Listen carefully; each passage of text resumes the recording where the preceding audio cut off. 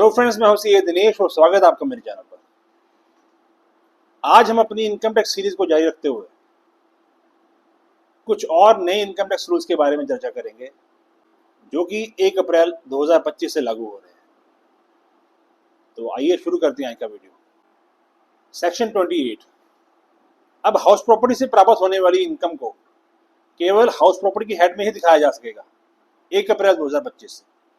जी हाँ, अगर आपके पास कोई रेजिडेंशियल हाउस है और आपने उसे किराए पर दिया है तो उससे प्राप्त होने वाली आय को आप केवल और केवल हाउस प्रॉपर्टी की हेड में ही दिखा सकोगे, क्योंकि पूर्व में सरकार के आगे कुछ मामले ऐसे भी देखने को मिले जिसमें यह पाया गया कि कुछ लोग अपनी हाउस प्रॉपर्टी की आमदन को टैक्स बचाने के लिए बिजनेस इनकम में शो कर रहे हैं, जो कि अब से नहीं किया जा सकेगा। ये सरकार ने ये मैंडेटरी कर दिया है। अगला सेक्शन है 194D, जो कि 1 अप्रैल 2025 से लागू हो रहा है। क्या कहता है ये सेक्शन कि कोई भी फर्म अगर अपने किसी पार्टनर को रेम्यूनरेशन, बोनस, कमीशन या इंटरेस्ट के रूप में कोई अमाउंट देती है जो कि साल में 20,000 से ऊपर है, तो उस पर उसको 10% टीडीएस काटना होगा। देखिए, इसमें किसी भी व्यापारी को कुछ प्रैक्टिकल डिफिकल्टीज का सामना करना पड़ सकता है, क्योंकि ये सेक्शन जो 194T ये कहता है कि पेमेंट और credit which ever is earlier, उस पर उसको टीडीएस काटना है। क्योंकि एक फर्म में पार्टनर को कई बार पेमेंट की जाती है रेम्यूनरेशन के रूप में या कोई भी अमाउंट हो, चाहे इंटरेस्ट के रूप में, तो उस टाइम पे टीडीएस काटने की जो है वो समस्या होगी इस फर्म के आगे। इसका फर्म को ध्यान रखना होगा। और दूसरा, 31 मार्च को आपने जो टीडीएस काटा उसको 30 अप्रैल तक डिपॉजिट करवाना है। तो इसका मतलब है कि आपको 30 अप्रैल 2025 तक अपनी बुक्स ऑफ अकाउंट्स फाइनल करने होंगे, क्योंकि रेम्यूनरेशन की जो कैलकुलेशन होगी वो प्रॉफिट पर होगी। इसका भी फर्म को ध्यान रखना होगा। देखिए, आगे जो नियम है वो सरकार ने बनाए हैं, कुछ नियम गोल्ड ईटीएफ और गोल्ड म्यूचुअल फंड के बारे में।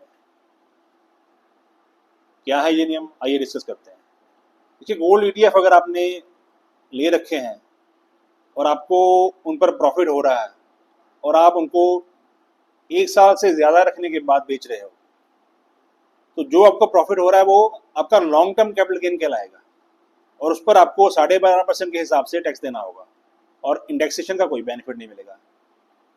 जी हाँ, इसमें सरकार ने कोई इंडेक्सेशन का बेनिफिट नहीं दिया। आपको विदाउट इंडेक्सेशन जो प्रॉफिट होगा उस पर 12.5% के हिसाब से फ्लैट रेट के हिसाब से टैक्स लगेगा।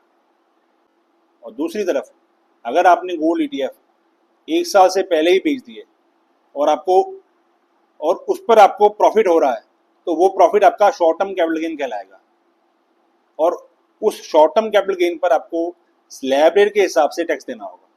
मीन्स जिस स्लैब में आप आ रहे हो उस स्लैब के हिसाब से ही, उस रेट के हिसाब से ही आपको इस शॉर्ट टर्म कैपिटल गेन पे भी टैक्स देना होगा।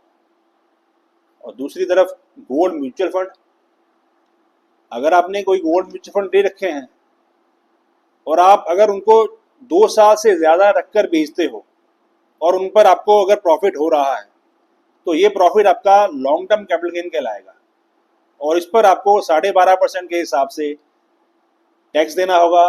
कोई इंडेक्सेशन का बेनिफिट नहीं मिलेगा। मीन्स कि जो प्रॉफिट आ रहा है, जो लॉन्ग टर्म कैपिटल गेन आ रहा है, उस पर फ्लैट 12.5% के हिसाब से आपको long term capital gain tax देना होगा इन गोल्ड म्यूचुअल फंड पर। और दूसरी तरफ, अगर गोल्ड म्यूचुअल फंड आपने 2 साल से कम समय में रख के ही बेच दिए और उन पर अगर आपको प्रॉफिट हो रहा है, तो ये प्रॉफिट आपका शॉर्ट टर्म कैपिटल गेन कहलाएगा और इस शॉर्ट टर्म कैपिटल गेन पर आपको स्लैब रेट के हिसाब से टैक्स देना होगा। जी हाँ, जिस स्लैब में आप आ रहे हो उस स्लैब रेट के हिसाब से भी इस शॉर्ट टर्म कैपिटल गेन पे भी आपको टैक्स देना होगा। अगर आप गोल्ड ईटीएफ और गोल्ड म्यूचुअल फंड के बारे में ज़्यादा जानकारी चाहते हो तो आप मेरे चैनल पर जाके इनकी जो मैंने सेपरेट वीडियो बना रखी है उस पर क्लिक करके आप उनको देख सकते हो, जानकारी हासिल कर सकते हो। मैं लिंक भी आपके साथ शेयर कर दूंगा। आज का वीडियो यहीं तक। अगर वीडियो अच्छा लगा तो वीडियो को लाइक करें और चैनल को सब्सक्राइब करें। देखिए, चैनल को सब्सक्राइब करोगे तभी तो चैनल ग्रो करेगा, और हमारा पहला टारगेट है 1000 सब्सक्राइबर्स। उस टारगेट को अचीव करने में मेरी मदद करें और इस चैनल को सपोर्ट करें, और वीडियो ज़्यादा से ज़्यादा शेयर करें ताकि नॉलेज सब तक पहुंच सके। Thanks for watching. जय हिंद, जय भारत,